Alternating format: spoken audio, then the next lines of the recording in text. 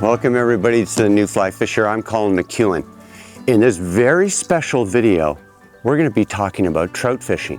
And I got to tell you, I'm pretty excited about it because this weekend it opens up here in Ontario. I'm going through all my gear, checking my flies, making sure my tippet's fresh, doing all those things. And I'm losing my mind. I'm thinking about this weekend, but I've got 4 more days so I can go fishing. So what am I thinking about? I'm thinking about all the great trips that everybody at the New Fly Fishers had the opportunity to go on, whether it's Patagonia, Montana, Northern Canada, Labrador, Maine, all types of spectacular places. In this video, we're going to be looking at nymph fishing, dry fly fishing, streamer fishing, everything. It's going to be a really great exploration of the best of trout fishing and all types of different techniques. You're going to love it. Stay with us.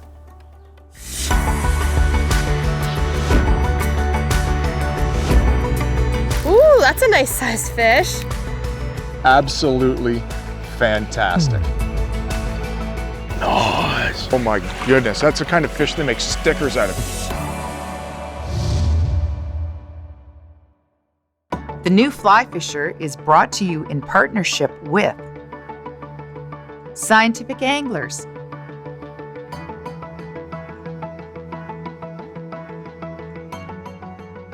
Trout Unlimited,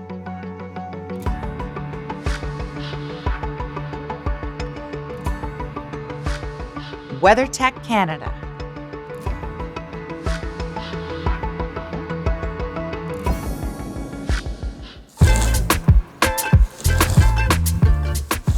I'm trying to get my yard work done. I've got a whole bunch of chores I promised myself I'd get done before I go fishing this weekend, and it's a beautiful day, so I'm really thinking about the trout fishing this weekend. To get my mind off of it, I'm thinking about past trips. Right now, actually, I'm thinking about Chilean Patagonia, where I had the pleasure of going out with Francisco Vilches, also known as Poncho, and we were sight fishing basically for big brown trout on shallow flats in the lake, as well as a small stream that was coming in. And, well, watch this segment. It was one of my best memories from Patagonia.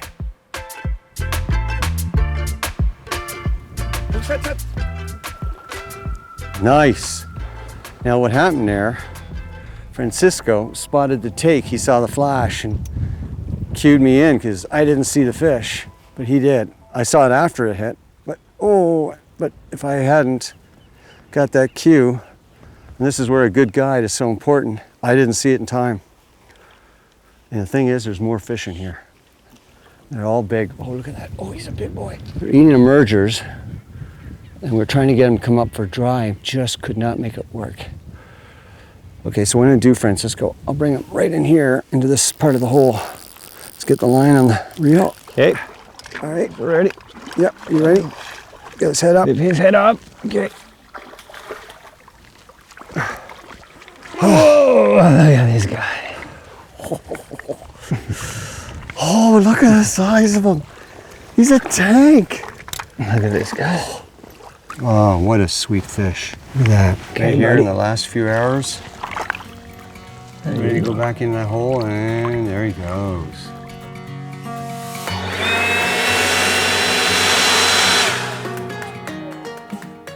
Well, I'm going to be doing this for a while.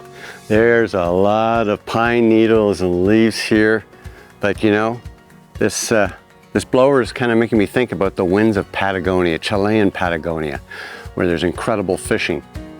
In December, it's basically spring in that part of the world, and Mark Melnick and Tom Rosenbauer had the pleasure to go down and join the people from Magic Waters to fish for big brown trout in spring creeks. They're using nymphs. Spectacular fishing. Watch this. One of my favorite ways to target big trout is in very small creeks. This creek, though quite small, is known to harbor extremely big brown trout. Browns that apparently are quite technical to target. Today, Tom and I are guided by Guillermo Cifuentes.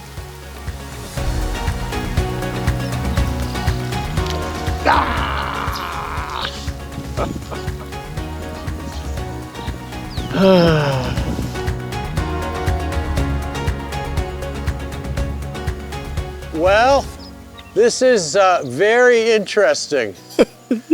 We're fishing in these little tiny pockets along the spring creek. Ah! And I have lost every fish I've hooked this morning. That was about number 5, I think. But I threw the fly into this little tiny pocket here along the shore with a little pheasant tail nymph on it and twitched it, and boom, the fly went under, and there was a fish, and there was a fish.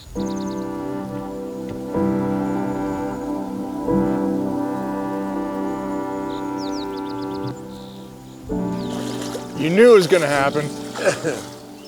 Boy. Oh, look at the colors on this one, Yeah, Tom. beautiful colors. And finally landed a fish. That was cool. The fish actually took the dry fly. We were using the dry fly as kind of an indicator. Just twitch, twitch, twitch. Guillermo would say, twitch, twitch, twitch, twitch, twitch, twitch, twitch, twitch. And yeah, and so my first landed fish this morning after a long struggle with losing fish. So you got to keep at it, and sooner or later you can land a fish. The color, that fish is beautiful.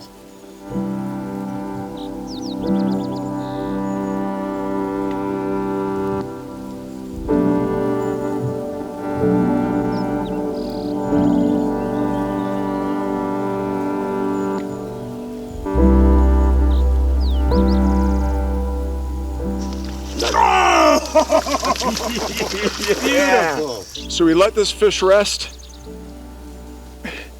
and came back with the caddis and the dropper. And I think this is the big one. I think this is the one we saw this morning. Took the pheasant tail. Oh my gosh, what a fish.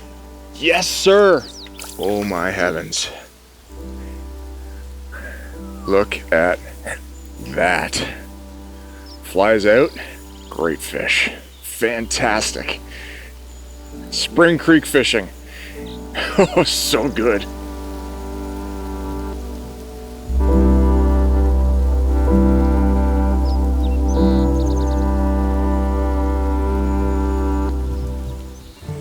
Welcome to the River of Dreams in Chilean Patagonia.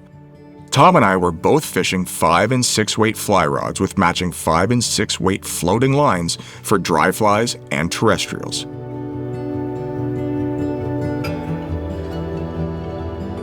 Intermediate and full sinking lines were matched with rods to present streamers to these fish. Leader material was 2X and 3X tapered 9 to 12 foot leaders with 5 to 6 foot leader material for sinking and intermediate lines, presenting streamers.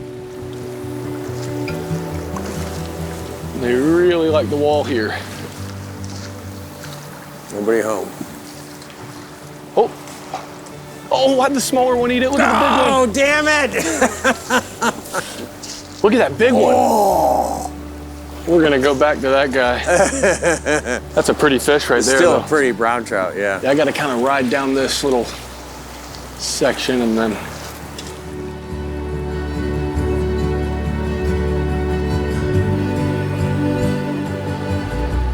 Well, that was fun. We had 2 nice brown trout chase the streamer. Unfortunately, the smaller one took it. The smaller one was maybe 16. So we're gonna go back. We're gonna motor back upstream, try a bigger fly for that big brown trout, see if we can get him to eat.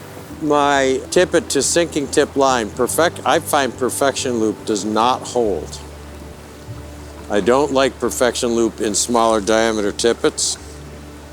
I think it's fine for leader butts, works great for leader butts, but I don't think it's any good.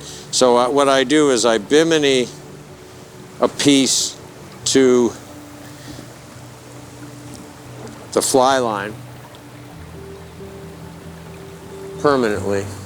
Yeah, I like that. That's a bimini. And then I put a tippet ring here, and then I can change tippets easily. So, yeah. And you get a little stretch, you know, you get a little stretch from Exactly. the The bimini. bimini stretch is good. So, I find that system works really well. Because we did see another big fish in here. Yeah, there's a couple. This is likely water, though.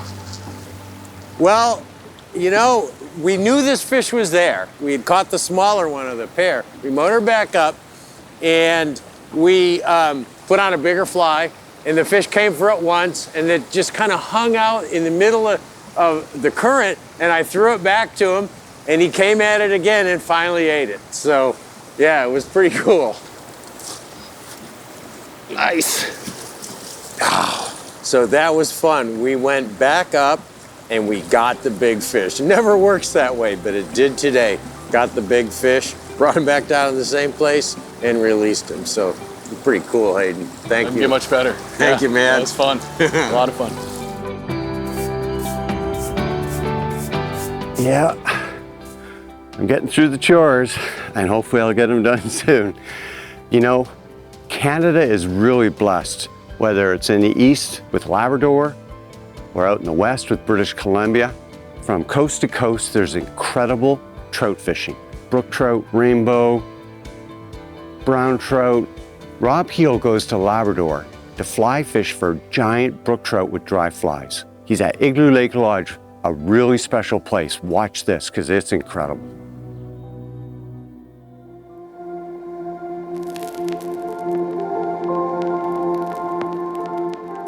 For our last morning, we had hoped that the cloud cover that we experienced the previous day would hang on. And for the most part, it did. Our plan today was to catch the first couple of hours of cool morning water and then leave the trout alone and fool around for some pike.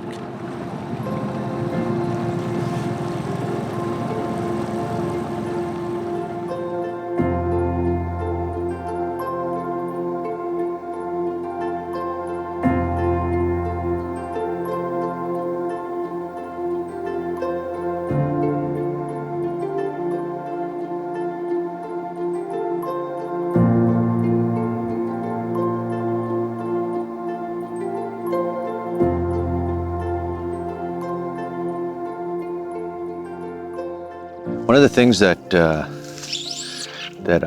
we've definitely identified, mainly through Ed's instruction, is it kind of flies in the face of conventional dry fly fishing, but these fish like that fly moved, waked almost. We took a number of fish on waking salmon bugs, and even the spinner that I'm fishing here this morning, I tried dead drifting it over some fish a couple of times, and now I'm getting it moving, just creating a very subtle wake on the surface, just hoping to entice a take. And I don't know what it is with brook trout, but these fish, they seem to like it moving. So all I'm doing is just little short strips, raising the rod slightly, and just creating, even in the still water, just creating a little bit of movement, a little bit of animation. And we'll see what happens. It's been tough the last couple of days in the high sun. It is overcast here this morning, so we may have a better shot. But point is, just fool around with what you're doing. Sometimes what works on your home waters won't work when you're away.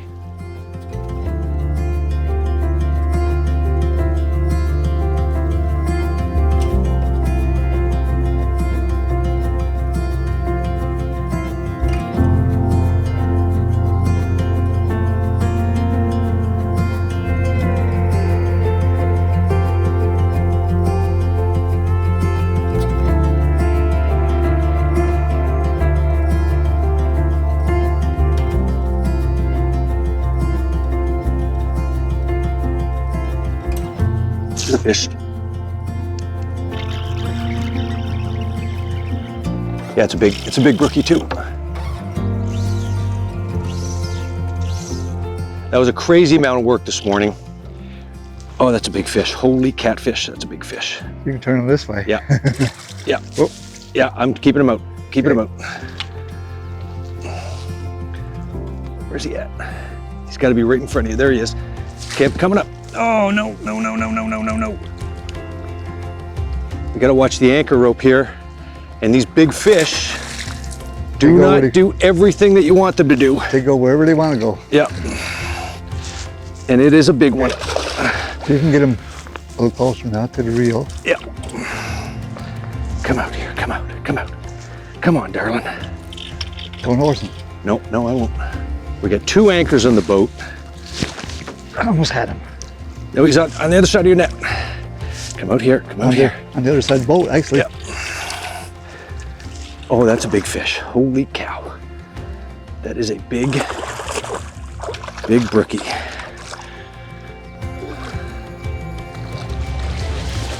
Oh my gosh. Oh my gosh. I think this is it. I think this is the one.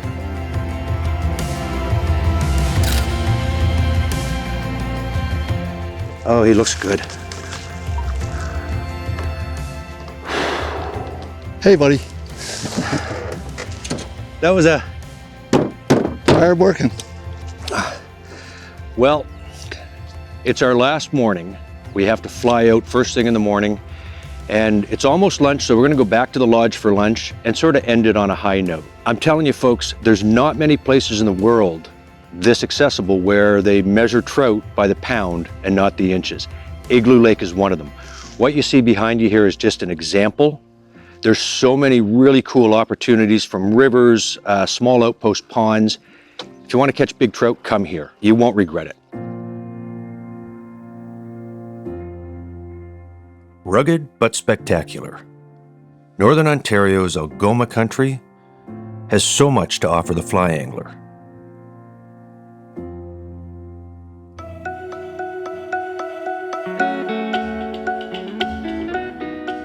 I wasn't sure what to expect of the water that we eventually stopped at, but it had enough going for it that I was eager to get started. There was nothing really descriptive about it other than the deep-cut bank on the opposite shore, but it looked to me as if it would hold pre-spawn brookies, and as we were getting near that time, I felt pretty good about it. It wouldn't be long before we knew what we were in for.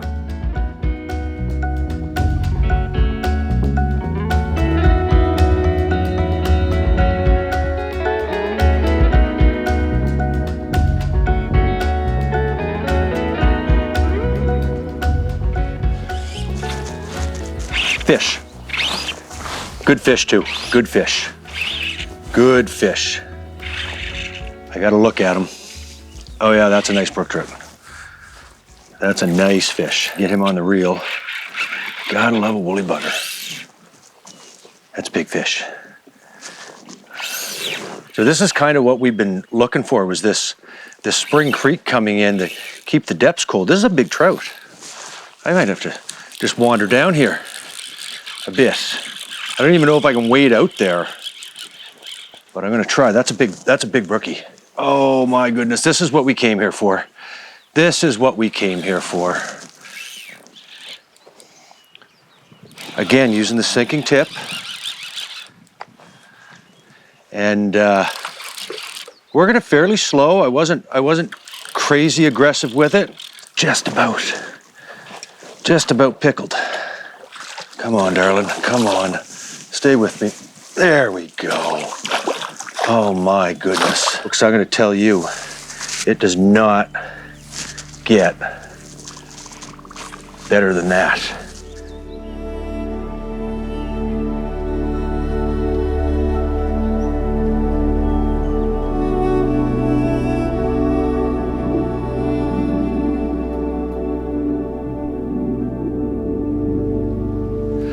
That was pretty spectacular. One of the bigger brook trout I've caught.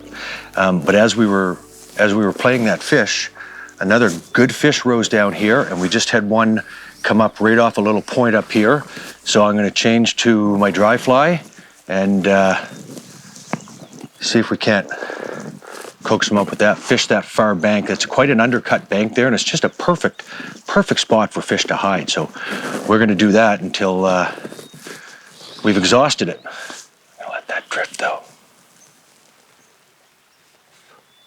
He might have been down here, so we'll try that one too. I don't know why I'm whispering, because it just seems like the right thing to do.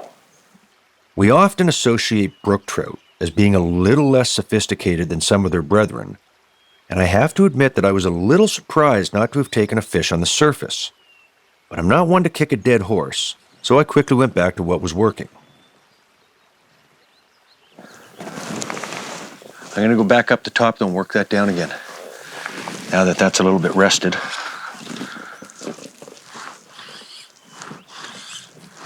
There he is. Oh, I just moved a big fish off there again. Just moved a big fish.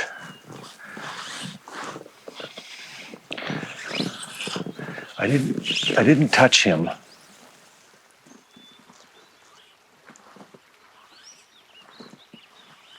I got him. That was kind of dead drifting. That's a big fish. That is a big fish. Now I moved that fish a couple of casts before. I can't get this guy to the reel because I got a knot in my line. So I'm gonna keep him here close. Another big male fish. These are the some of the things that you got to deal with. Knots and leaders, knots and lines.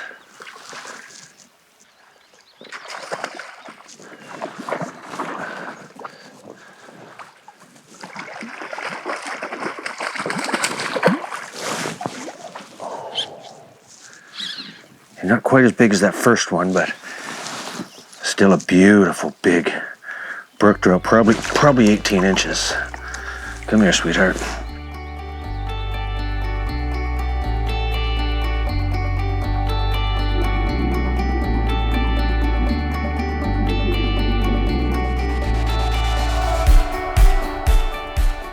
This 1965 Mustang, it sure is a beauty.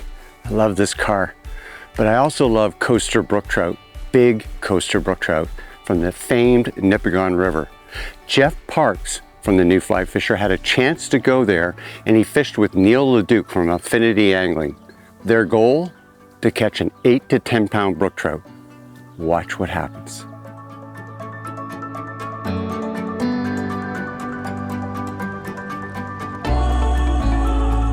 So we're fishing a streamer and a dry on the boat here right now. And Joe, can you tell us a little bit about these lines that we're using here? Sure. So we're trying to mix things up a little bit, putting some dry flies, streamers through a run here. I'm fishing a longer, a little bit heavier taper from Scientific Anglers called the Anadro. It's really great for skating. It's got a long, gradual back taper, great for mending. Jeff's fishing one of our Sonar triple density lines, a full sink line. He's fishing an I-3-5, so that's an intermediate sink 3, sink 5, getting right to the middle of the water column, presenting nice even, and doesn't really have that belly that you'll find within sink tips. It's getting a nice gradual straight line connection to the fish, so when there's a take on the swing, you're able to just have a nice smooth connection and set the hook into it.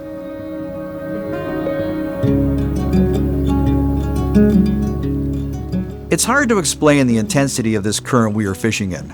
These epic high flows have given the fish a good advantage, but another beauty to the net for Joe had us charged.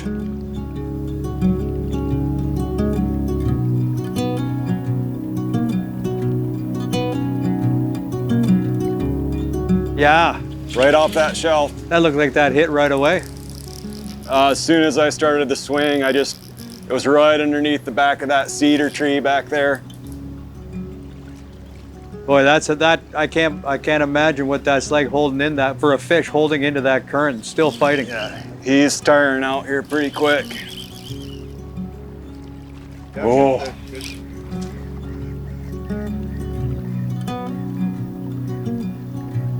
Oh, what a fish, buddy.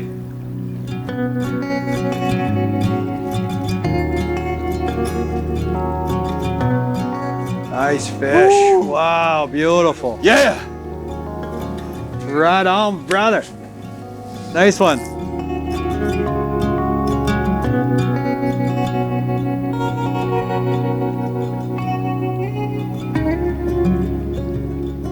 I had mused earlier that there may be a 15-pounder with our name on it somewhere out in this world-class river. So when Joe hooked onto a fish that we couldn't raise, that's crazy. My senses began to build as we all watched with excitement. He's coming right back out too. Walk the dog right back up here. That one looks even bigger. Feels like a largemouth. How was the hit on that one? That was no question that I got hit. I just popped it when I went slack back there, and he came up and just cranked it. Yeah, this one might be pretty big.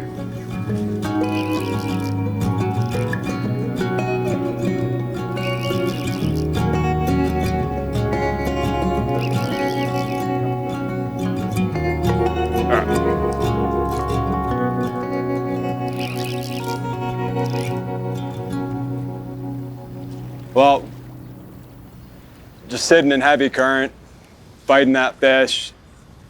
It was dogging down deep, got it up to the boat and just fighting it for 5+ minutes, and it just came unpinned right at the back of the boat. Probably a 26-inch fish, one of the largest fish that Neil said he's ever seen out here. Just heart-wrenching, but how the day goes sometimes, right? Man. Couldn't have done it.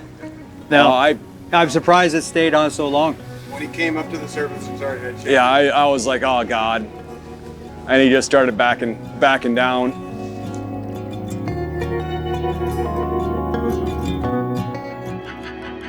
Welcome to Quebec's far north. Welcome to Nunavik. It's early summer and the rivers are filling up with both Atlantic salmon and brook trout. We're on our way north with our final destination, the George River and Wedge Hills Lodge.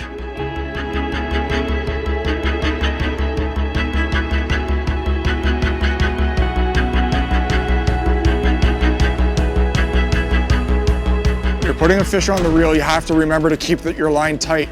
That's how I lose so many fish, is by not letting that bend continue, and you're focused on not fighting the fish, you're focused on getting your line on the reel, you lose so many fish that way. Looks like a beautiful trout we got. Oh. Good head shake, yeah? Yeah, it's a good fish. Yes. Oh, yeah. Whoa! Oh, the size of that thing. Beautiful work on that one. That's a great fish. It's a giant, man. Trophies at Wedge Hills Lodge, right? Put that bomber back on your hat, man. I put it in a trophy case.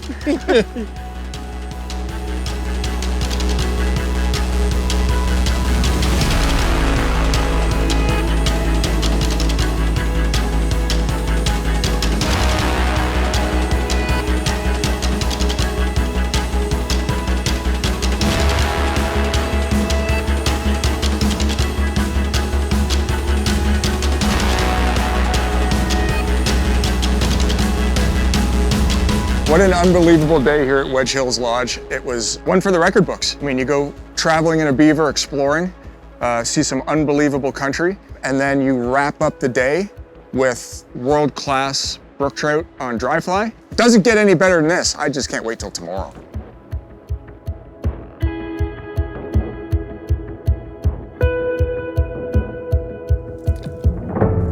You know, I love catching trout in rivers, but I also love catching them on lakes.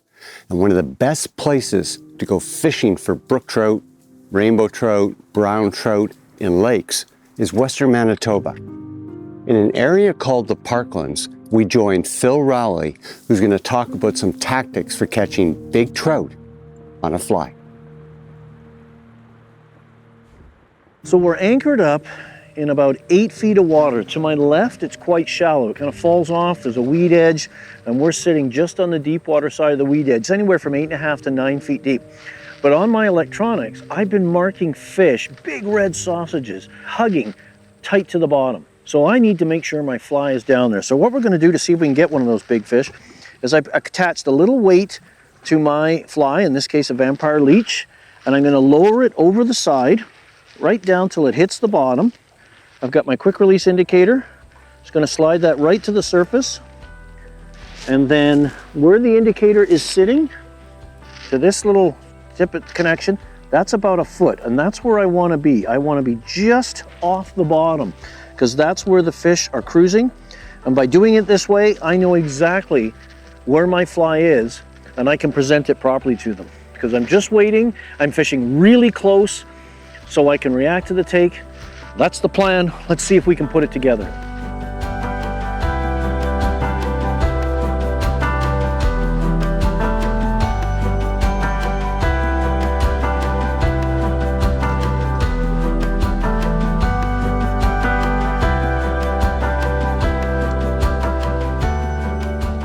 So right by the boat, fishing indicators, fishing slow. We're a little after some weather change. The fish don't seem to be happy. And I was just about to recast this. I literally had barely a rod length of line out because we have been marking fish on the electronics from time to time right below us, and we're sitting in 8.5 feet just off the edge of a weed bed to my left. Yeah, and this is a big tiger, big tiger. Ate the vampire leech, suspended a foot off the bottom. I was literally going, all of a sudden the indicator just went under and I barely had enough line to set the hook on him. So this is probably one of the primary reasons people come to the parklands, because the tiger trout here grow big. That is a monster tiger.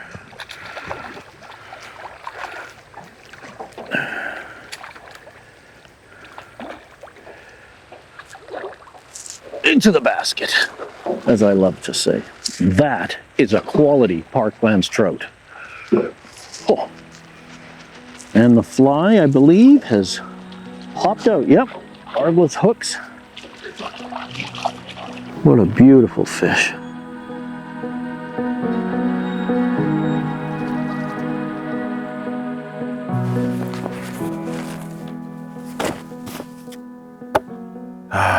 Getting ready for the fishing season. I love this. Get my boat ready. And you know, one of the places I like to go is across the United States, fishing different places. They have some wonderful trout fishing in Maine, specifically brook trout. Rob Heel had the opportunity to go to Libby's camp, and they went into some back lakes with canoes to do some fishing. Watch this. For our second day on the water, we were joined by Toby Montgomery. Our destination was one of the many small lakes within driving distance of the camp.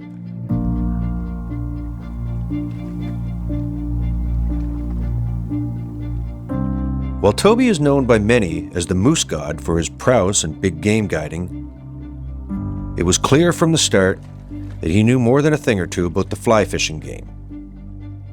And I was on my way to a master class in stillwater angling. Just pretend like you don't want the fish to really get a good look at that fly. Oh, so work it a little faster? Yeah. Okay. And a lot of times those fish will hit it when you're letting go of the line, and you'll just feel the line stop. Yeah. There's a fish. There you go. Nice, nice, nice, nice, nice, nice. Stop coming back at me.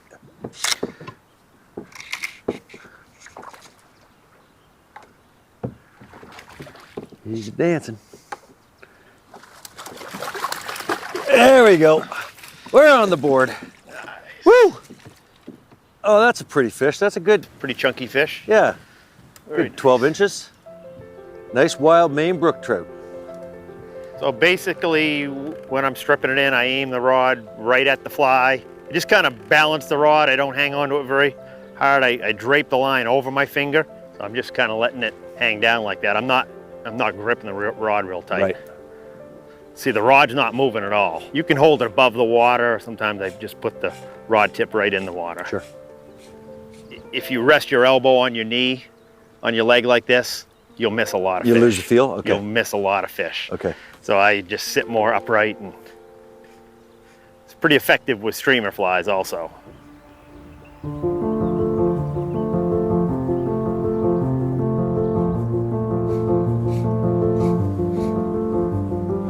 There's one. That's a good fish too. That's a good fish too. So Toby gave me very specific instructions on how to retrieve this. He said to me 2 casts before, he said, don't be afraid to rip that a little faster. He said, they're aggressive and you're not going to spook them. So I did, and this guy took What a beauty. I'm coming in. I'm coming in. There we go. Yay, we're on the board with a big one. How big is he? About 16? 16 or 17 inches long and about 15 inches around. This is a beast. And I'm not worried about the net. Beautiful fish.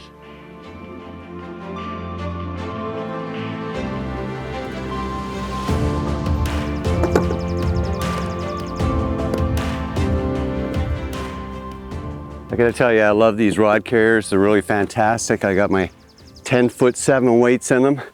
I'm all set to go down to Ohio and Pennsylvania and do some Great Lakes steelhead fishing. Gotta tell you, that is so much fun. And this past December, I actually was down there doing some fishing, and we were nymph fishing using egg patterns and streamers for these big lake run rainbow trout. Even though it was cold, the fishing was red hot. It's mid-December, a time when many think the fishing season is done and over. But things have changed in terms of the seasons for steelhead, as I learned from Kurt Bidekoffer, who's guiding us this week with his daughter Morgan. Kurt suggested we jump in the truck and drive down to some other private waters. He felt that in the last hours of light, some fresh steelhead might move upriver from Lake Erie. Yep, just cast right up into there. That's it. And just high stick it. Yep. And they're gonna sit right where you're going through right now. And then that's pretty much it. That's bottom. Probably bottom there. Yep. Yeah. So try them this time. Get it a little closer to us. Like that. Yep, exactly. And if you have to, almost drag it back a little bit. It's gonna kind of catch up there. But a lot of times, once it gets into here, they're sitting closer.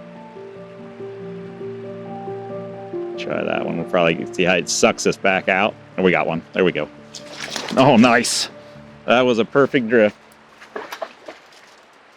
Now the hard part. Woo! Yep, just kind of stay there. I'm going to see if I can get below it, Colin. Okay. I'll keep his head nice up. Fish. Nice fish. There we go. Nice, Colin. Another nice male. Beautiful fish. You walked me into that. I didn't have to do anything.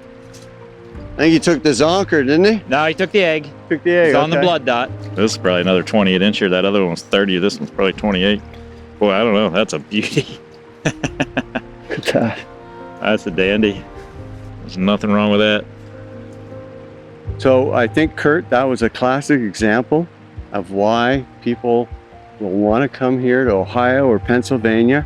And we're here like mid-December, and most people have packed up their fishing gear and maybe they're hunting or whatever, but they're thinking now bonefish, and yet look at the fish we've been getting the last few days. Tim and Drew and I, this is fantastic. This is what people like. Look at the weather even. Yeah. It's not that bad, and you can have snow here. Yep. But even then, it's not that cold, and it's still great fishing.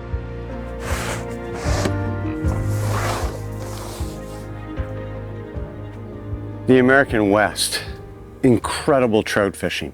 You got Idaho, Colorado, Montana, and Wyoming. Mark Melnick had the great pleasure to go and fish the Wind River and got spectacular topwater fishing. Watch this. Today, we are tagging along with George Hunker. I've seen a rattlesnake here too, but I don't usually think of this as rattlesnake country. George has invited me to join him on a river close to his home in Lander. Who am I to say no?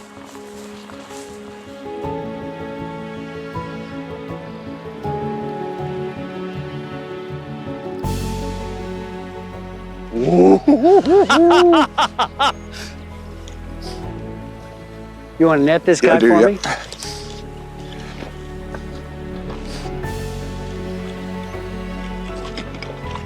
There's a dropper on there, so.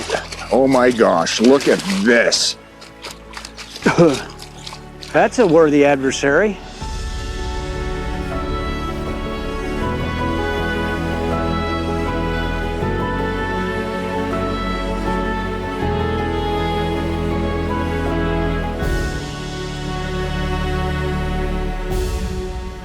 As you get farther and farther up, I would expect that our chances are better.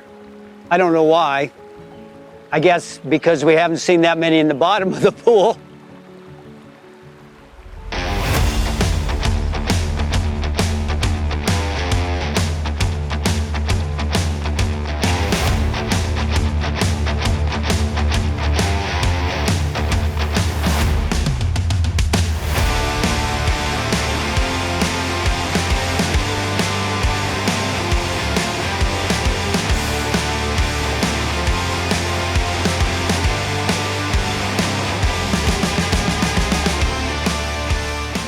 Here's a good one.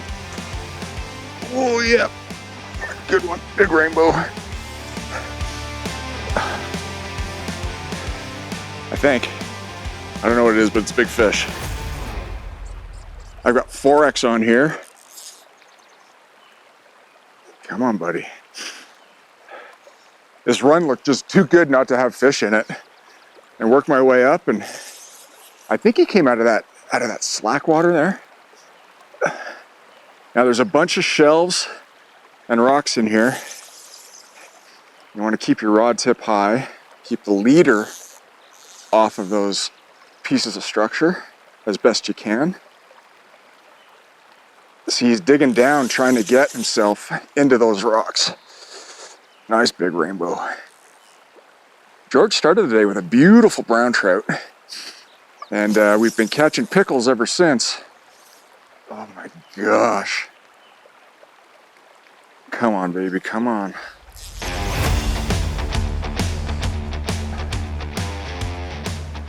Finally found a worthy adversary, eh? Yes, sir.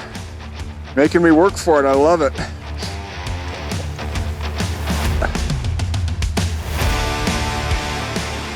Oh my goodness, That's what a big rainbow, man. That is a big rainbow. Big rainbow. Oh. All right, let's take a look at this guy. I can barely get my hands around him.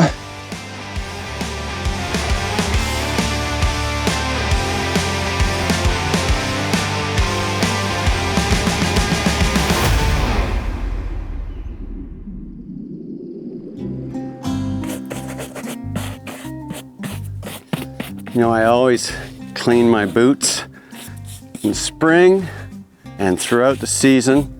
And it's not because I'm fussy. I'm just worried about there being some algae or weeds stuck to the boots. As you can see, I got a lot on them right now from last season. But I don't want to spread things that could really destroy an environment. And that's even when I'm traveling to an incredible place like Montana in the spring. I mean, the dry fly fishing is fantastic. Everybody knows about September and the hopper fishing, but the spring, high water, very special fishing. And Mark Melnick got the opportunity to try it last year. He went out with bighorn anglers, and it was an incredible day of fishing. Today, we're fishing with local fly tyer and accomplished fly angler, Emma Berry. We hop in the boat for a day on the water, and things start off with a bang. There's a bump. I was questioning it though. I'm like, wow, he's really not moving.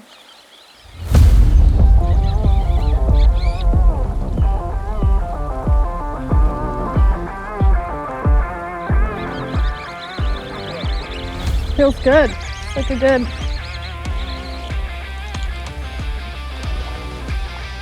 fish. Yeah.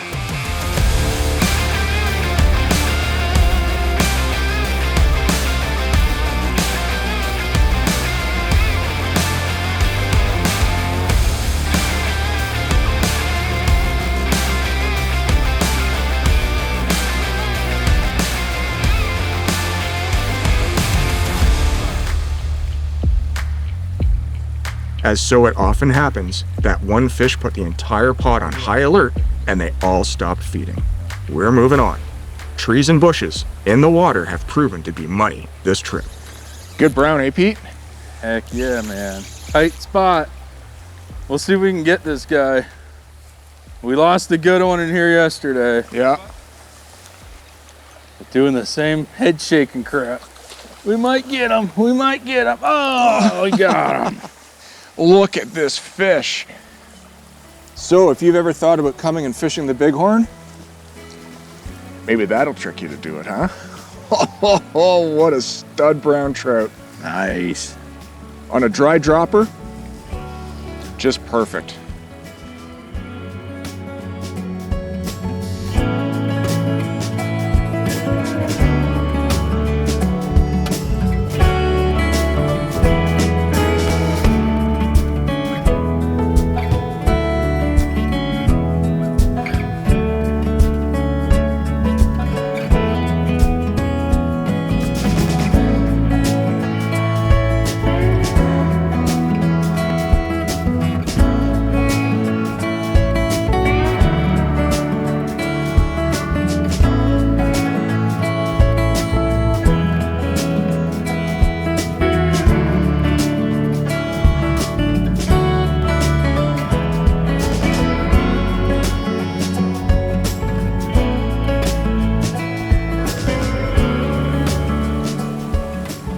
Still can't see it.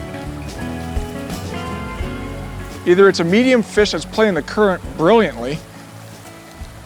Saw him for a sec. What? I saw him for a sec. Thought you said sucker, I'm sorry. Sucker. Whitefish. Giant whitefish. Oh, it is a rainbow. Yep, it's a nice rainbow.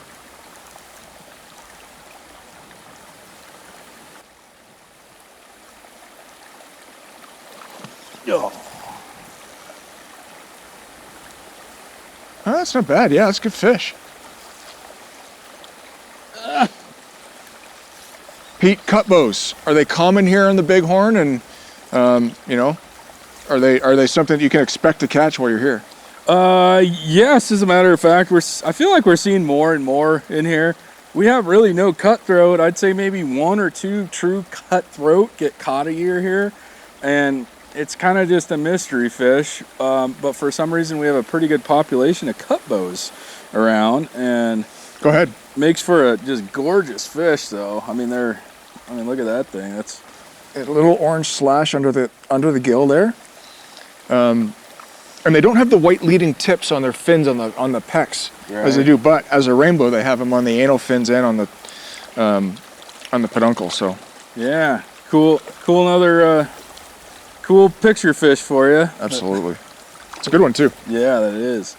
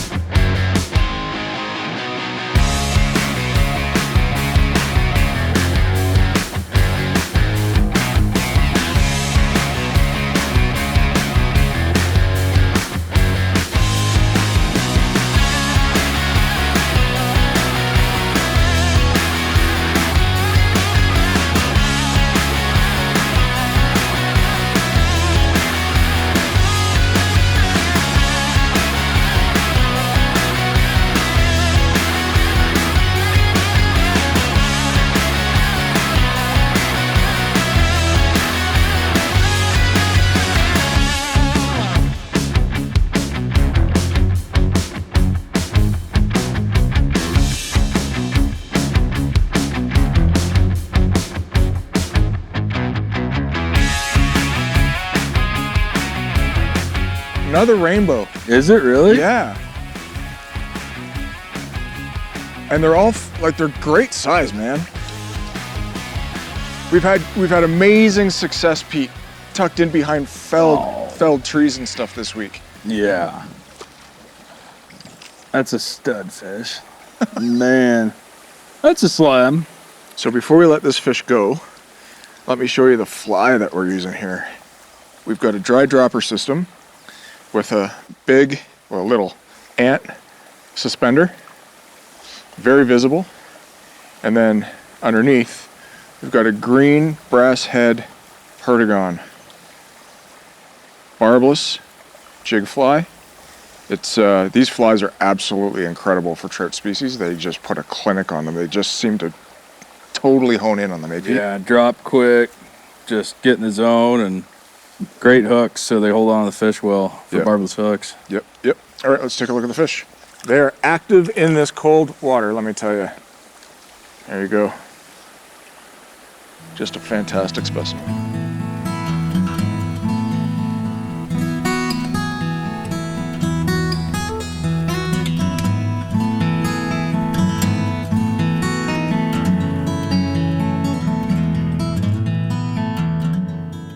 Well, it's about 10:30 in the morning. I'm kind of about a third of the way through my chores. I got a lot more to do. Having a coffee, and I really hope you enjoyed this video as much as we enjoyed making it. There's some great places to go for fly fishing in the United States, in Canada, and even fantasy destinations like Patagonia. We hope you get an opportunity to go to some of the places we profiled in this video, and if you want to learn more, go to the description box below, where we've listed links to the pages that describe the locations we went. As always, thanks for watching, and we'll see you on the water. The New Fly Fisher is brought to you in partnership with Scientific Anglers,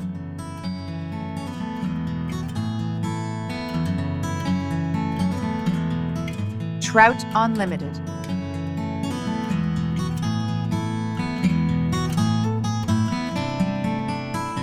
WeatherTech Canada,